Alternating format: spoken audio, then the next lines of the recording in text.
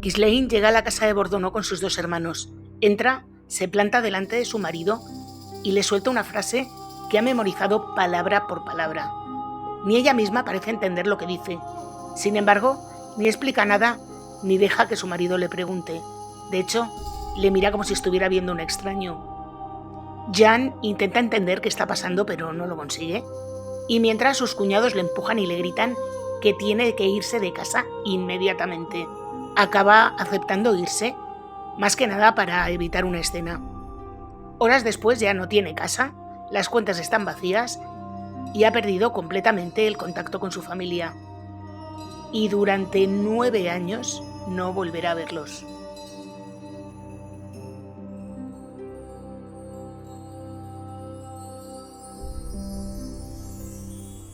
Hola a todos, yo soy Julia y hoy os traigo un caso increíble. Se trata de una familia entera de 11 nobles franceses que cayeron bajo la influencia de una persona horrible que hizo con ellos lo que le dio la gana. Esta historia podía haberla tratado en el otro canal en letra pequeña, pero es tan densa que creo que es mejor hacerla en este, porque creo también que este vídeo va a ser de los largos. Así que, si quieres saber más, sé bienvenido. Aprovecho para agradeceros que veáis mis vídeos y ya sabéis que si os gustan, os podéis suscribir, dejarme un like, activar la campanita, comentar, compartir y todas estas cosas, que a vosotros no os cuesta nada y a mí me ayuda un montón. Y bueno, no me enrollo más y vamos con la historia.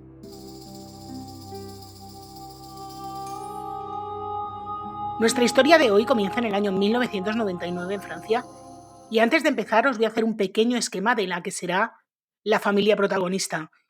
Bueno, en realidad no de todos, solamente de los 12 que nos interesan. A la cabeza de la familia está la abuela, Guillemette de Bedrines, que tiene 86 años en ese momento, a la que todos llaman Mami. Tuvo 4 hijos, de los cuales 3 siguen vivos. Esos 3 hijos son Philippe de Bedrines, un ejecutivo de la compañía Shell Oil, que vive junto con su pareja Brigitte. Ambos han tenido hijos de matrimonios anteriores, pero en común no los tienen. Después está Ghislaine, que ronda los 50 años, está casada con Jean Marchand y tienen 2 hijos, François, de 22 años, y Guillemette, de 24. Y por último está Charles Henry de Bedrines, ginecólogo y político local, casado con Christine, y tienen 3 hijos en común, Guillem, de 24 años, Amaury, de 21, y Diane, de 16. En resumen, tenemos una familia de 12 personas: Mami, Philippe, Brigitte, Ghislaine, Jean, François, Guillemette, Charles-Henri, Christine, Guillem, Amaury y Diane. Espero que con el esquema os haya quedado más o menos claro. Sé que es mucha información, pero yo sé que con el paso de los minutos os vais a ir familiarizando con todo, sobre todo porque realmente la estructura familiar no es tan complicada. De estas 12 personas, 11 serán conocidas como los reclusos de Montflaquín, lo que significa que una de ellas será apartada de la familia. Hagan sus apuestas. No vale mirar, ¿eh? La historia comienza en 1997, cuando Ghislaine Marchand se convierte en directora de la Femme Secretaire, una escuela parisina bastante tradicional para jóvenes de buena familia. El centro estaba amenazado de cierre y Ghislaine, que era madre de una alumna, su hija Guillemette preparaba allí su diploma, decide asociarse con otros padres para hacerse cargo de la dirección y salvar la institución. Ghislaine se rodea de un equipo pedagógico y ese mismo año otro padre, Vincent, abogado de profesión, le recomienda a un tal Thierry Tilly para encargarse del mantenimiento de la escuela, ya que dirige una empresa de limpieza. Realmente, este padre le presenta a Tilly no porque crea que es una persona muy eficaz, sino porque Tilly le debía dinero y pensaba que esta sería una buena manera de que el hombre le devolviera la pasta. Con el paso de los meses, Tilly se convierte rápidamente en una especie de hombre para todo en el centro que dirigía Ghislaine. La mujer recurre a él cada vez que necesita resolver algún problema. Por ejemplo, renovar los equipos informáticos, comprar papel higiénico o pulir el suelo. Daba igual. Para todo llamaba a Tilly. Tilly le parecía a ella una persona bastante eficaz que encontraba siempre soluciones a todos los problemas. Y además era discreto y trabajador. Así que Ghislaine estaba encantada. Y poco a poco, como este hombre era tan eficaz, pues le va encargando cada vez más responsabilidades. Y van pasando los meses y Tilly ya no es solo el hombre para todos, sino que es como una especie de sombra para Ghislaine. Se ha convertido no solo en su brazo derecho, sino en su confidente.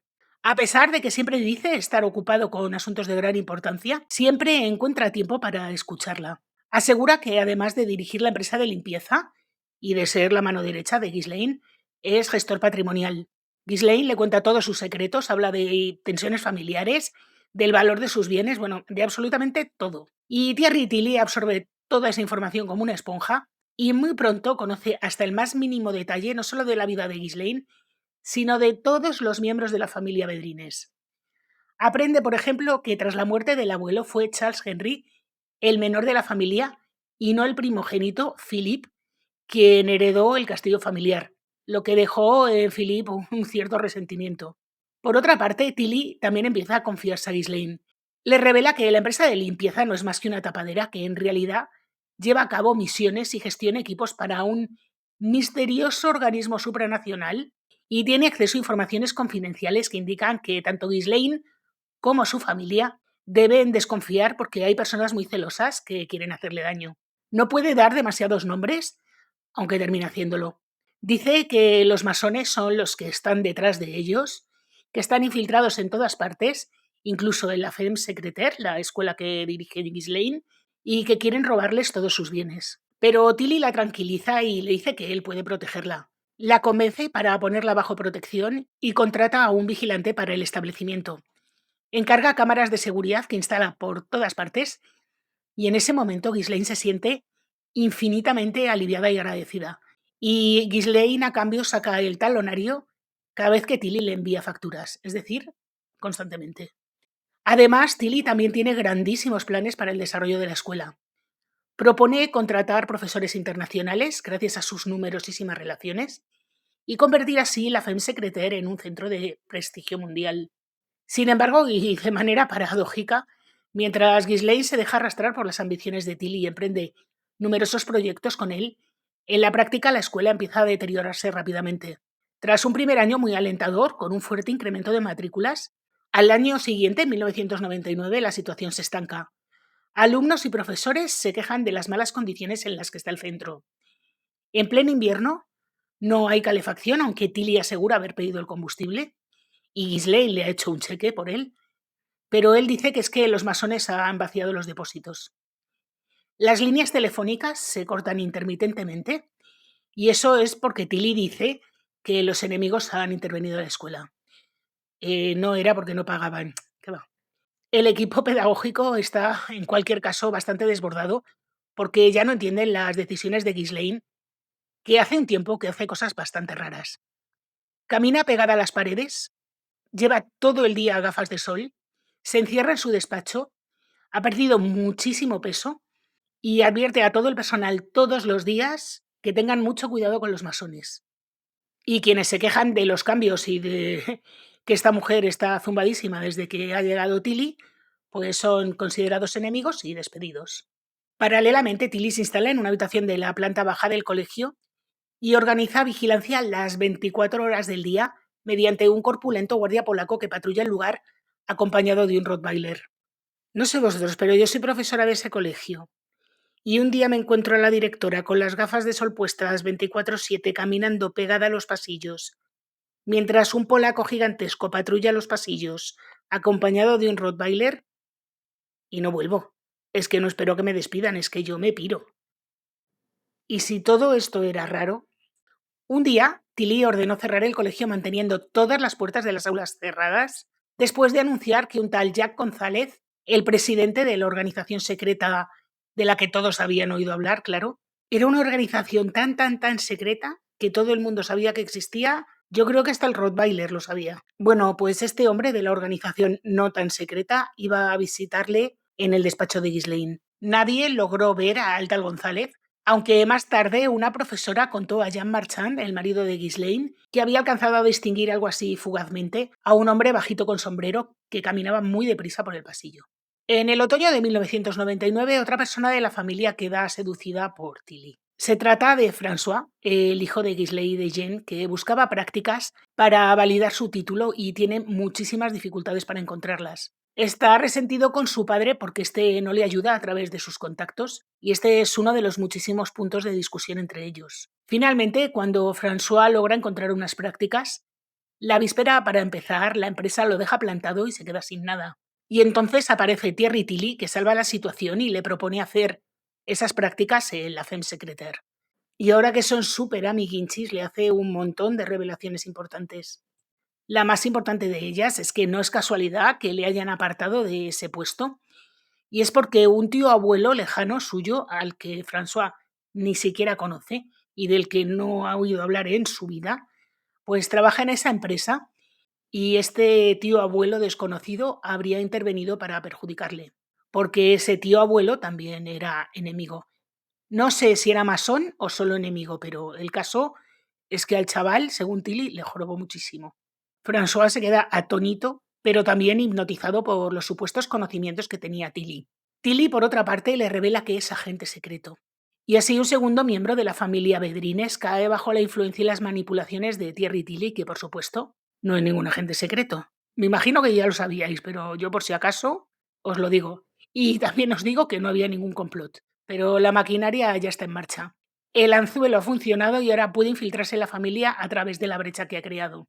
Por su parte, el marido de Ghislaine, Jean Marchand, no sabe nada de lo que ocurre en la Femme Secretaire y no sabe nada porque su mujer siempre le dice que todo va de maravilla, sobre todo después de la llegada de Thierry Tilly. En otoño de 1999, casi al mismo tiempo que todo el asunto de las prácticas de François, Jean Marchand conoce por fin al salvador del mundo de nombre Thierry Tilly. Ghislaine los presenta y luego se aparta para dejarles hablar y sin duda hacerse amigos. Pero cuando Jean y Ghislaine vuelven en coche aquella noche a casa, ella se sorprende, incluso se queda en shock, cuando conoce la opinión de su marido sobre Tilly. Jean no se ha creído ni una sola palabra de lo que ha salido de la boca de Tilly. Por supuesto, la historia del agente secreto le parece un chiste y Tilly le ha causado además una malísima impresión. Le parece un fanfarrón, un mentiroso y una persona bastante poco seria. Según contaría Jan después, un agente secreto, por definición, no va contando a desconocidos que es un agente secreto, no tiene ningún sentido. Evidentemente, ¿qué agente secreto va diciendo que es agente secreto, excepto los falsos? Pero bueno, Ghislaine se siente fatal por la opinión de su marido, que se atreve a criticar al hombre que la apoya desde hace más de 2 años en la escuela, que le ha prestado 1000 servicios y le ha abierto los ojos ante todos los peligros que la amenazaban. Y le decepciona muchísimo que Jen no haya visto el genio de Tilly. No volverán a hablar del tema, pero Ghislaine ya está con la mosca detrás de la oreja. Poco tiempo después, Tilly ya se ha hecho con un lugar en la familia Bedrines. Ghislaine se lo ha presentado a su madre y a sus hermanos y a cada uno le dice exactamente lo que quieren oír. A Philip, por ejemplo, le asegura que le parece injusto que no fuera él quien heredara el castillo. A Charles Henry, el ginecólogo, le sugiere una serie de inversiones financieras y planes de carrera para desarrollar su consulta. A la abuela Guillemet le habla sobre todo del peligro que le amenaza a ella y a sus hijos y les promete protegerlos siempre, cueste lo que cueste. Y a todos les hace nuevas revelaciones. Él no es un simple agente secreto. Forma parte de un organismo llamado El Equilibrio del Mundo, una sociedad secreta muy antigua cuya misión es proteger a familias nobles descendientes de una cofradía secreta. Y casualmente los bedrines son elegidos. Su familia ha sido escogida para beneficiarse de esa protección. Y tú fíjate que eran 11, ninguno había oído hablar jamás de que eran una familia escogida. Pero oye, después de que se lo dijera a Tilly, tal cual se sienten. Muy pronto Tilly convence a la mayoría de los miembros para que confíen en él la gestión de su dinero. Según él, los bancos están corrompidos, infestados de masones que quieren robarle su fortuna. Sin embargo, él, que es una persona honestísima y no va con malas intenciones, él les promete abrir cuentas en el extranjero con intereses superiores al 10%. Y los otros se lo tragan. Y como ve que los otros se tragan cualquier cosa que el otro les cuenta, pues empezó a explicarles unas historias sobre su vida que son alucinantes. Primero les dijo que su padre era buzo profesional, que su madre lo tuvo con 14 años y que era patinadora olímpica, que él fue jugador semiprofesional tanto de tenis como de fútbol y que además era abogado, piloto, esquiador y que a los 12 años saltó en paracaídas desde un avión militar. ¿Cómo te quedas? Todo eso, por supuesto, hay que desmentirlo, porque Tilly en realidad en su infancia fue un chico bastante retraído, sin amigos, que tenía una salud bastante frágil, sufría convulsiones súper a menudo y no encajaba nunca con nadie. Su padre era chofer y su madre enfermera. Y ya el colmo es que vivió con sus padres hasta los 30 años, cuando empezó a interesarse por los negocios, que no le salía bien ninguno. O sea que, en fin, como os podéis imaginar, era todo mentira mentirísima. Un día empezó a hacer negocios con Vincent Davis, el amigo abogado de Ghislaine del que os hablé al principio, y terminó debiéndole dinero para variar. A pesar de todo, no sé cómo logró ganarse la confianza de todos en la familia, excepto de Jen, el marido de Ghislaine. Tilly sabe que por mucho que lo intente, no va a lograr poner a Jan de su lado. Así que en el otoño de 2000 organiza un primer plan para deshacerse de él, manipulando tanto a Philip como a Charles Henry, que lo encierran en una habitación durante 2 días, convencidos de que está tan deprimido que podría hacerse daño y o dañar a otros. Tilly intenta que Jean Marchand sea internado a la fuerza, pero el plan fracasa porque el psiquiatra, que fue llamado de urgencia, no encuentra ni un solo motivo para hospitalizar a este hombre en contra de su voluntad. Yo creo que el psiquiatra pensó que estaba más cuerdo que todos los demás juntos, pero por lo que sea no lo dijo.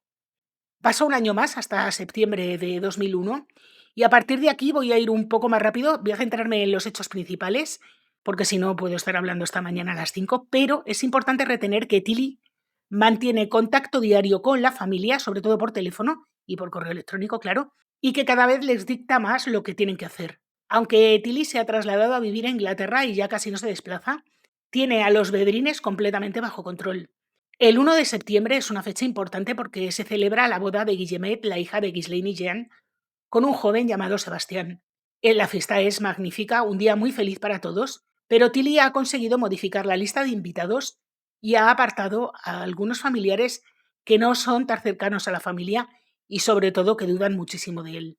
Solo Jean, que es el padre de la novia, está presente, lo que contraría bastante los planes de Tilly, pero claro, ¿cómo va a evitar que el padre de la novia vaya a la boda? Tenía poder, pero no tanto. Ese día, Jan disfruta de su familia sin saber que le queda muy poco tiempo antes de ser expulsado de la familia, y después no volverá a verles durante casi 9 años.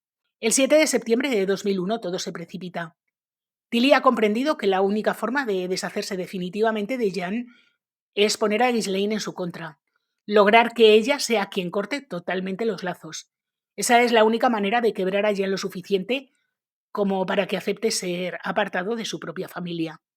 Tilly ya ha sembrado la desconfianza hacia Jen al revelarle a Ghislaine que su suegro, el padre de Jen, sería en realidad una persona extremadamente peligrosa con un pasado violento que se había convertido definitivamente en un enemigo de la familia. Con el tiempo, Thierry Tilly hace todo lo posible por enfrentar a Ghislaine con su marido, y Jean, sin saberlo, acaba facilitándole el plan porque, agotado por la situación y presintiendo la tragedia, sugiere a Ghislaine un divorcio técnico. Él en realidad no quiere separarse, pero sí separar sus bienes porque ve que Tilly va a terminar quedándose con todo. Para Ghislaine, la sola palabra divorcio es devastadora. Pierde la confianza en Jane y en cuanto Tilly lo sabe, aprovecha para añadir aún más leña al fuego.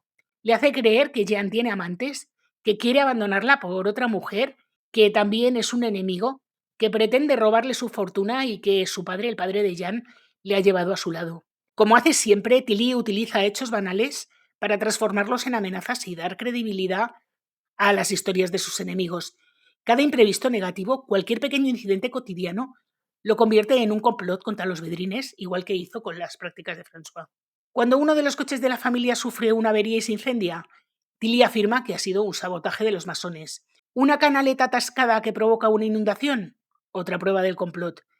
Todo, absolutamente todo lo que pasa sirve para alimentar la paranoia. Tilly exige informes diarios de todo lo que les pasa a cada uno de los 11 miembros para poder protegerles. Y así nunca pierde la oportunidad de transformar en pruebas de que alguien intenta perjudicarles. Pocos días después de la boda, Ghislaine regresa a su casa en París, mientras Jean sigue en la residencia secundaria en el sur, cerca de Burdeos. En el jardín encuentra un ramo de flores secas y un guante de jardinería. Cualquiera pensaría que alguien ha tirado basura por encima de la valla. Pero Ghislaine lleva años creyéndose perseguida por enemigos invisibles y se asusta. Llama de inmediato a Tilly y ahí se produce el drama. Thierry Tilly le dice que las flores y el guante son un mensaje enviado por sus enemigos. Las flores secas son, según él, una amenaza de muerte. Ghislaine está alteradísima y Tilly aprovecha el momento para hundirla un poquito más. El guante de jardinería, por otra parte, significa que le quieren cortar una mano. En esa llamada, con toda la sangre fría de la que era capaz Tilly, le da indicaciones de lo que tiene que hacer. Le dice: escúchame bien, vas a recoger tanto el ramo de flores como el guante, meterlos en una bolsa y luego los arrojarás a los pies de Jan después de hacer exactamente lo que voy a contarte. Dice la otra: vale, a ver, ¿qué? No puedes equivocarte, pero créeme que todo irá bien si sigues mis instrucciones al pie de la letra. Tras colgar, Thierry Tilly le envía un correo electrónico en el que detalla exactamente todo lo que tiene que hacer y decir. Le ordena ir a la casa de Bordonó, donde se encuentra su marido Jean, acompañada de sus hermanos, y pedirle que se marche. Incluso redacta palabra por palabra la frase que debe aprender de memoria. La frase es: agarraros. Vete sin volver la vista atrás y tranquilízate. Los seres no iniciados y débiles como yo, que no tienen alma y apenas sirven para ser objetos, tampoco pueden tener remordimientos ni arrepentimientos, porque siempre es la vida la que se impone sobre la vida de los no iniciados. Yo no he entendido ni una palabra, pero bueno. Por increíble que parezca, Ghislaine obedece las órdenes de Thierry Tilly y el 7 de septiembre de 2001, escoltada por sus dos hermanos, se dirige hacia su marido para echarle de casa. La escena es completamente surrealista para el propio Jean, que ve llegar a su mujer y la escucha pronunciar frases sin ningún sentido, mientras sus cuñados le empujan, le golpean, le maltratan físicamente, hasta que se resigna y se marcha. Más tarde descubrirá que han cambiado las cerraduras de su casa de la zona de París y que todas las cuentas bancarias que compartía con Ghislaine están vacías. Se queda sin casa, sin dinero y sobre todo sin contacto con su familia. Durante años, Jean Marchand servirá de pretexto a Thierry Tilly, que lo demoniza y lo convierte en un enemigo dispuesto a vengarse de toda la familia, alimentando así el miedo y la paranoia de los 11 miembros a los que tenía bajo su control total. Aterrorizados ante la idea de que Jean o sus supuestos secuaces intentaran matarlos, Ghislaine, Philippe y Brigitte pasan varios meses encerrados en los locales de la Femme Secretaire, durmiendo en el suelo y sin las más mínimas condiciones de confort. Imaginaros, allí no había camas, eran unos colchones tirados en el suelo. Y recordad tampoco que no había calefacción porque no se pagaba, o sea, y en París hace frío, ¿eh? Meses después, Tilly vuelve a manipular a toda la familia y en particular a Guillemette, hasta conseguir que se divorcie de su marido Sebastián, con quien llevaba casada apenas 3 meses. Luego reúne a toda la familia en el castillo de Martel, en Montflaquen, con el pretexto de que estarían más seguros si viven todos bajo el mismo techo, ya que así puede colocar a sus equipos de protección sobre el terreno y protegerlos a todos a la vez. Thierry recupera el dinero de las cuentas de los 11 miembros de la familia, supuestamente para ponerlo a salvo en el extranjero y financiar su protección. También les exige que les entreguen sus prestaciones por desempleo o sus pensiones, porque todos han tenido que dejar de trabajar para trasladarse a Montflaquen y porque el trabajo era demasiado peligroso, según él. La amenaza de muerte inminente se convierte en la excusa perfecta para restringirles cualquier libertad.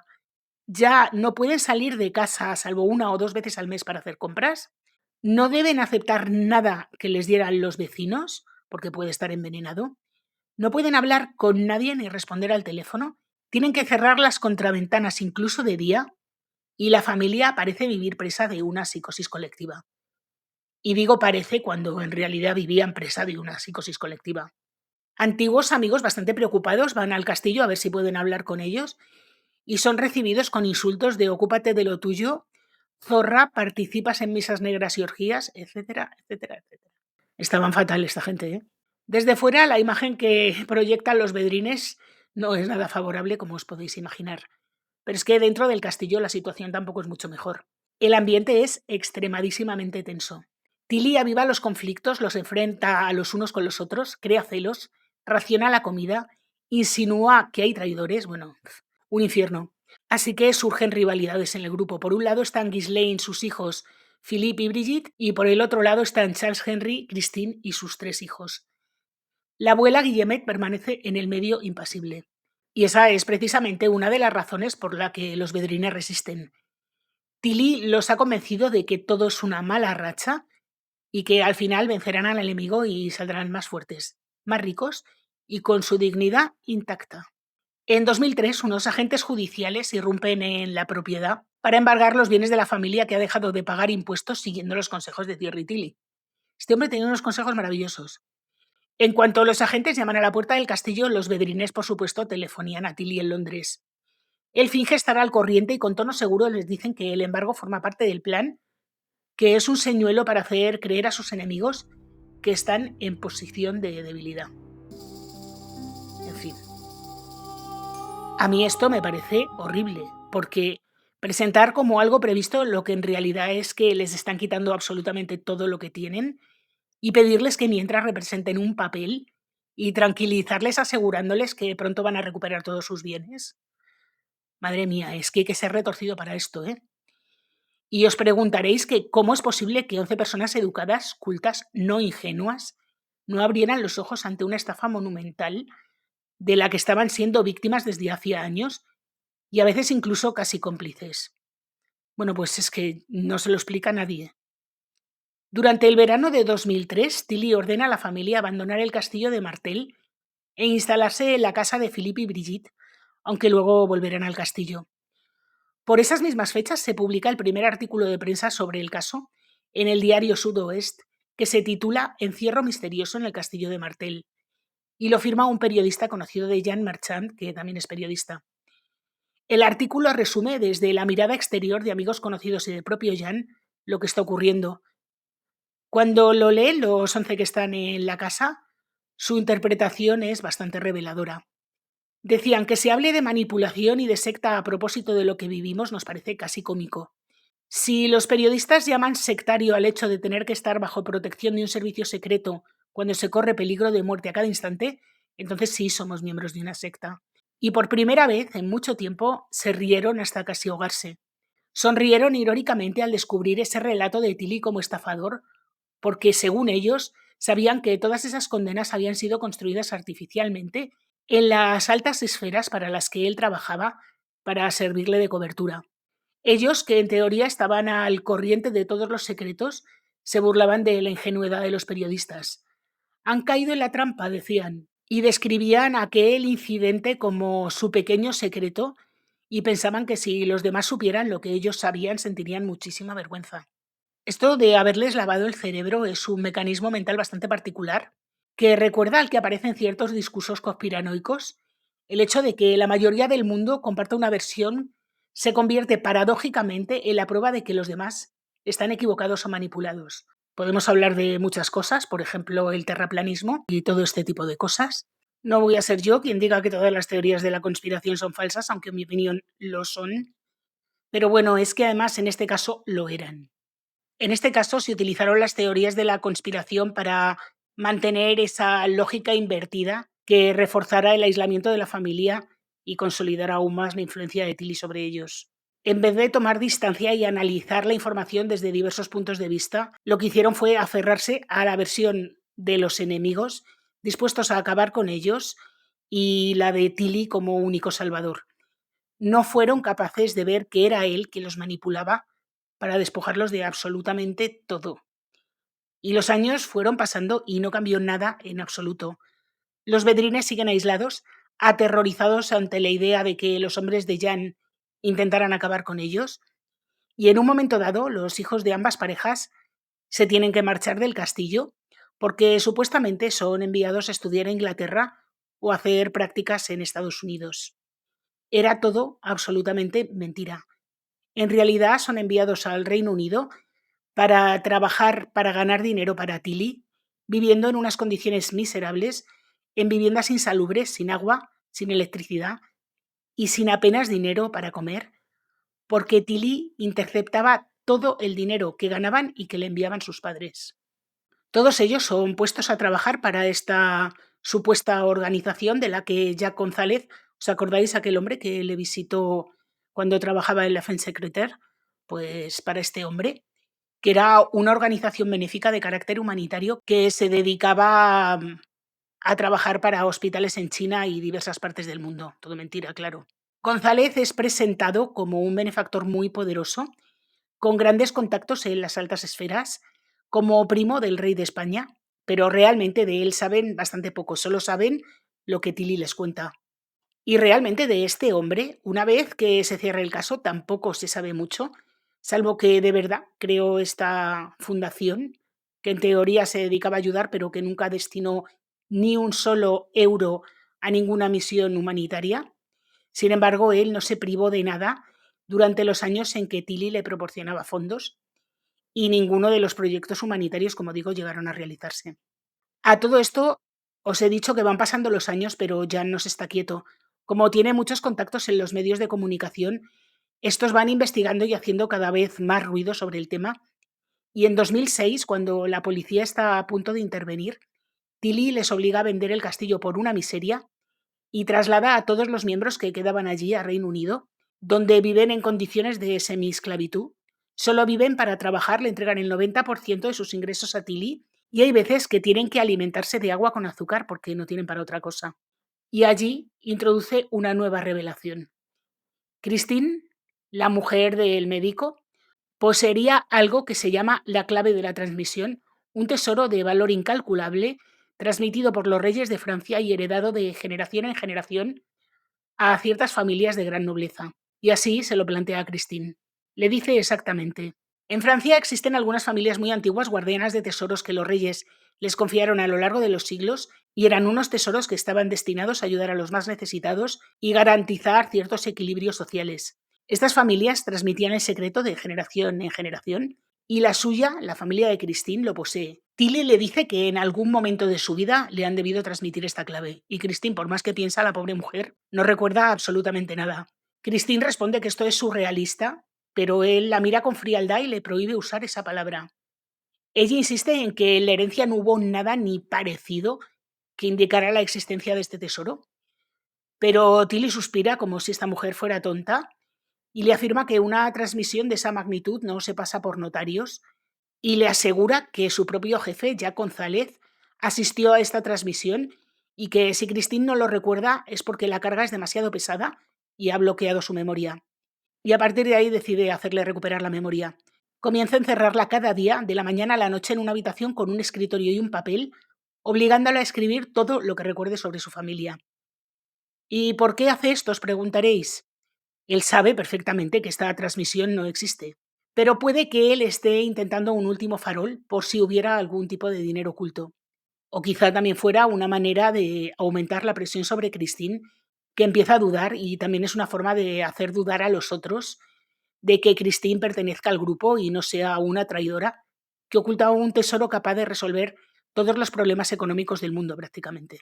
En enero de 2008, Tilly hace viajar a Ghislaine y a Philip a Oxford, antes estaban en la zona de Londres, para una reunión cuyo objetivo es forzar a Christine a decir la verdad.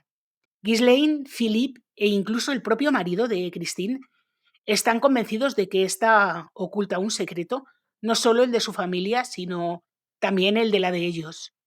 No tiene ninguna lógica, porque ¿qué va a saber esta mujer de la familia de ellos que no supieran ellos? Pero tras años de manipulación están dispuestos a creerse cualquier cosa.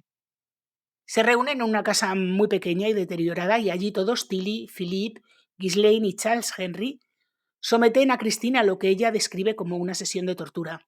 Durante 2 semanas permanece sentada frente a una pared con la prohibición de comer o beber, salvo algo de té o galletas ocasionales. La privan de sueño, se turnan para vigilarla e impedir que se duerma, que se levante o que vaya al baño. Christine contará después que la habitación estaba en una penumbra constante, que llega a caer al suelo de agotamiento y que cuando esto ocurre la levantan, la vuelven a sentar en la silla y que Tilly le golpea la espalda y le grita amenazas que ella no entiende absolutamente para nada. Tras varios días pierde la noción del tiempo, por supuesto se hace sus necesidades encima, le niegan la posibilidad de lavarse, hasta que uno de sus hijos, Amaury, acude a ayudarla. En ese momento Tilly lanza una acusación final. Le dice que mantuvo relaciones íntimas con su cuñado Jan y que existen vídeos y fotos que lo prueban. La acusación aumenta aún más la hostilidad de Ghislaine y destroza completamente a su marido. En su estado, Christine afirma que podría confesar prácticamente cualquier cosa, pero que tiene una alucinación y que ve a sus 3 hijos mirándola desde lo alto de la escalera y entonces decide negar las acusaciones hasta el final. Ghislaine la bofetea y le exige que admita que es verdad todo lo que Tilly dice, pero no hay manera de hacer confesar a Christine. Así que deciden seguir torturándola hasta que Christine pierde el conocimiento. Cuando se despierta, Charles, Henry y Amaury la han llevado a la ducha. No puede caminar porque sus piernas están gravemente hinchadas por el edema que le ha provocado estar tanto tiempo sentada. Y después de este episodio, algo empieza a quebrarse en la unidad familiar. El primero en enfrentarse a Tilly es Philip y le acusa públicamente de ser un estafador. Tilly trata de que su pareja Brigitte le calme, pero ocurre todo lo contrario. Se enfadan tanto con él que Philippe y Brigitte se niegan a obedecer y regresan a Francia.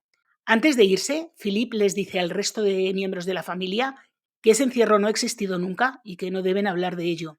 Y de vuelta a Francia, tal cual, no dicen ni una palabra, no alertan ni denuncian a las autoridades. Christine, por su parte, empieza también a liberarse un poco mentalmente. El punto de ruptura para Christine llega a comienzos de 2009, cuando su hijo menor le cuenta que Tilly le ha dicho a toda la familia que Charles Henry no es el padre de Guillem, sino que lo había concebido con su propio padre. O sea, que la acusa no solo de infidelidad, sino también de incesto. Christine descubre que la familia lo sabía desde hace tiempo y no se lo habían dicho, y eso para ella es la gota que colma el vaso. Toma conciencia de la magnitud de las mentiras, empieza a recapacitar, ve que nada encaja y decide confiar en su empleador que la ayuda a escapar. Christine trabajaba en un restaurante francés como cocinera y el 24 de marzo de 2009 abandona discretamente Oxford sin avisar ni a su marido ni a sus hijos por miedo a que se pongan del lado de Tilly. Y lo mejor que hizo Christine fue cuando volvió a Francia a iniciar acciones judiciales contra él. Charles Henry y sus hijos se niegan a responderle cuando intenta mantener el contacto, pero ella no se amilanó ante esto. El avance del caso es bastante lento y complejo, en parte por las diferencias legales que hay entre Francia y el Reino Unido. Pero finalmente, en octubre de 2009, Thierry Tilly es detenido cuando intentaba volar a Suiza, es interceptado y extraditado a la prisión de Grandignan. Podría pensarse que su arresto puso fin a la influencia sobre los miembros de la familia que todavía permanecían en Oxford, pero no fue así. Quienes seguían allí continuaron convencidos de que todo formaba parte de una puesta en escena que había orquestado el propio Tilly, y por eso no cambiaron en nada sus rutinas. Seguían viviendo ocultos en la miseria, esperando nuevas órdenes de su benefactor.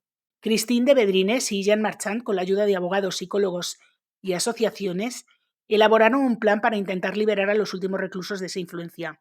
Viajaron a Oxford en noviembre de 2009, pero la operación fracasó. Pero finalmente, en diciembre de 2009, los Bedrines regresaron a Francia y volvieron poco a poco a tomar conciencia de la realidad. El impacto fue profundísimo. Por un lado, alivio, porque el encierro había terminado, y por otro, un vértigo horrible al darse cuenta de las consecuencias de aquellos 10 años. Habían perdido completamente sus propiedades y su dinero, habían perdido 10 años de su vida, y el daño que les habían infligido a ellos y a sus relaciones hacía que incluso se echaran la culpa a sí mismos. Y una experiencia así deja huellas para siempre.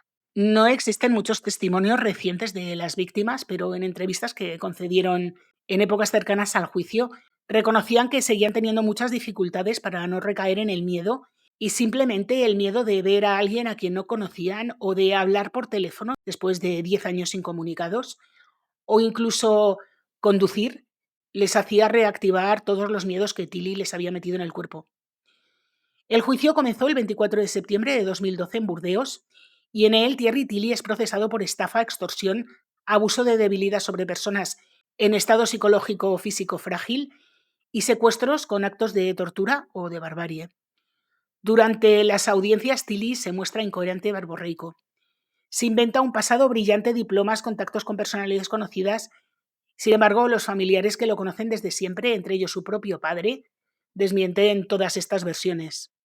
Jack González también comparece como acusado de complicidad y en el juicio sigue sin saberse absolutamente nada de este personaje oscuro, aunque él sostiene que ignoraba completamente las estafas de Tilly, pero realmente nadie se lo cree porque a la vista de las grabaciones telefónicas que se incorporaron al sumario, se tiene claro que este hombre era realmente un cómplice. Los peritos psicológicos y psiquiátricos que examinaron a Tilly llegan a la conclusión de que, a pesar de esta verborrea, es una persona plenamente responsable, que no presenta ningún tipo de patología que anule su capacidad de discernimiento, que sabía lo que hacía y le describen como una persona inteligente y hábil, eso sí, con una grave alteración del sentido de la moral y rasgos de mitomanía combinados con intención delictiva capaz de construir una fábula destinada a subyugar a un grupo familiar aislado y vulnerable. No detectan delirios ni trastornos que expliquen esta conducta. El psiquiatra Daniel Zaguri, que evaluó principalmente a la familia, explicó que inicialmente pensó encontrarse una familia bastante ingenua, aferrada a mitos de grandeza y manipulada por un estafador. Sin embargo, afirmó que se trataba de personas normales, con conflictos propios de cualquier familia y que la relación de influencia podía analizarse como un abuso de transferencia. Un individuo que se introduce en un núcleo familiar es aceptado como salvador y termina ocupando todo ese espacio. Se convierte en una figura providencial y bajo esa dinámica la sumisión pasa a ser condición para simplemente existir. Y se produce además una regresión infantil que anula la capacidad crítica y la autonomía de pensamiento. Según este psicólogo, se les destruyó progresivamente la autoestima a cada una de las víctimas y se las arregló para que perdieran sus referencias temporales. Les confiscó los relojes y se negaba a darles suficiente dinero como para cambiar las pilas. Y también mantiene a la familia constantemente ocupada con asuntos urgentes, es decir, que en cualquier momento les estresa y les llama diciéndoles: tenéis que venir inmediatamente a tal sitio a recoger un documento y luego llevárselo a tal persona, y les hace atravesar Francia o incluso ir a otros países como Inglaterra o Bélgica a cualquier hora del día o de la noche. Y por supuesto arruinó completamente a la familia. Se apropió de sus cuentas bancarias, les hizo perder sus ingresos, su trabajo, sus casas e incluso les empujó a dejar de pagar impuestos. Tilly llevó a la familia al límite y les acosó constantemente, castigaba, gritaba, culpabilizaba y les enfrentaba a los unos con los otros. Y luego llegó a métodos más extremos como la tortura, como lo que le hizo a Christine, pero que por lo visto se lo había hecho a otros miembros de la familia, incluso sometiéndoles a pellizcos continuos con aparatos y puñetazos incluso. Al término del juicio, Tilly fue condenado a pagar indemnizaciones a sus víctimas y también fue condenado a 8 años de prisión, mientras que su cómplice Jack González fue condenado a 4. Tilly, por supuesto, impugnó la sentencia y recurrió, y al año siguiente, en 2013, su pena fue aumentada en 2 años, lo que elevó la condena a 10. Que hace falta ser tonto también. Cuando salió, a los 10 años, fue ingresado en un hospital psiquiátrico, pero se le ha perdido la pista. Como vais a ver algunas fotos por aquí, tened cuidado, aunque habrá cambiado mucho, pero tened cuidado, no os lo crucéis. Los Bedrines, por su parte, lo perdieron casi todo, fueron arruinados, perdieron el castillo familiar de Martel, que había sido vendido entre tanto por Tilly, bueno, ya os lo he contado, y además se supo recientemente que la justicia decidió que no podían recuperar el castillo porque fue revendido a otro comprador totalmente de buena fe, el otro comprador, y por desgracia, yo lo siento mucho, pero es que este otro comprador también tenía derecho por el dinero que pagó, así que no pudieron recuperar el castillo. Los Bedrines están convencidos de que buena parte de su fortuna duerme todavía en alguna cuenta, probablemente offshore, que pertenece a Tilly y o a Jack González, y están convencidos de que se las arreglará para recuperar ese dinero tarde o temprano. Esto, por supuesto, no está verificado y no se puede saber dónde fue a parar todo el dinero cuando les extorsionó, pero aunque él llevaba un tren de vida bastante alto, no era un tren de vida como para gastarse lo que se supone que eran 5 millones de euros que le sacó a la familia Bedrines. Cuando fueron a confiscar sus cuentas, solo encontraron 200.000 euros. 200.000 euros que tuvieron que repartirse entre todos. Ellos, ahora mismo, unos más, otros menos, no están viviendo en las mismas condiciones que vivían antes. Por ejemplo, Philippe y su pareja Brigitte, ellos no perdieron todo porque tenían muchas cosas a nombre de los hijos y a nombre de otras parejas, con lo cual ellos perdieron, pero no perdieron tanto. Los que más perdieron fueron Charles Henry y Christine. Ellos lo perdieron absolutamente todo. Ghislaine también lo perdió todo, pero tuvo la suerte de que Jan había separado sus bienes y lo que tenía lo siguió conservando. Por otra parte, Jan y Ghislaine hicieron las paces y tras la separación volvieron a casarse. Ahora están juntos. En cualquier caso, los que mejor parados salieron fueron los Marchand, Jan y Ghislaine, entre otras cosas porque escribieron un libro que se llama Diabolique. Sobre todo lo escribió Jan con el testimonio de Ghislaine, un libro que ha sido súper ventas, un libro que sirve muy bien para documentar este caso. Si os gusta, lo tenéis en Amazon, eso sí, está en francés. Pero no es el único libro sobre el caso que ha escrito uno de sus protagonistas. Christine escribió otro libro con una versión bastante subjetiva de la historia. Yo creo, este libro no lo he leído entero, he leído fragmentos, pero es una historia bastante parcial. Creo que la versión que dan Ghislaine y Jan es bastante más objetiva de lo que pasó. Lo que sí os puedo decir es que después de leer fragmentos del libro de Christine y leer el de Jan y Ghislaine, creo que la familia nunca se ha vuelto a recomponer, que están enfrentados los unos con los otros y esto va a ser bastante difícil que vuelva a lo que fue. Los hijos de las dos parejas, los 5 jóvenes, casi todos viven en Reino Unido. Algunos se han casado y han recompuesto su vida. Me parece que François está en Francia, pero es el único. Pero el resto creo que se quedaron a vivir en Reino Unido y viven en el más absoluto anonimato, cosa de la que me alegro un montón. Y por otra parte, la abuela de la familia murió en el año 2010. Ay, se me ha olvidado deciros que sé que Charles Henry, el ginecólogo, recuperó un puesto, digamos, honorífico en una institución pública en Burdeos como coordinador de algo, no sé exactamente el puesto. Lo que sí sé es que durante muchos años estuvieron viviendo en una vivienda social y también sé que Philippe estuvo un tiempo trabajando como jardinero para poder costearse los abogados del juicio. Así que imaginaros la situación en la que les dejó este impresentable o estos impresentables. Ahí se me ha olvidado deciros que la fundación benéfica, esta que fundó Jack González, tenía sede en Quebec, funcionaba, como os digo, como una organización humanitaria. Sin embargo, sus dos representantes fueron arrestados unos meses después de que arrestaran a Tilly y a González y acusados de malversación de fondos. No sé ni sus nombres ni qué condena les cayó, pero esto os lo puedo decir. A pesar de todo, en las cuentas de esta fundación no encontraron nada. Y bueno, hasta aquí el caso de hoy. Espero que os haya gustado. Si es así, por favor, dejadme un like, activar la campanita, comentar, compartir, suscribiros si no lo estáis. Recordad que tengo otro canal, Letra Pequeña, donde suelo subir este tipo de casos, pero más cortitos. Y subo vídeo en este canal todos los martes y en este subo vídeo todos los viernes. Así que hasta la semana que viene.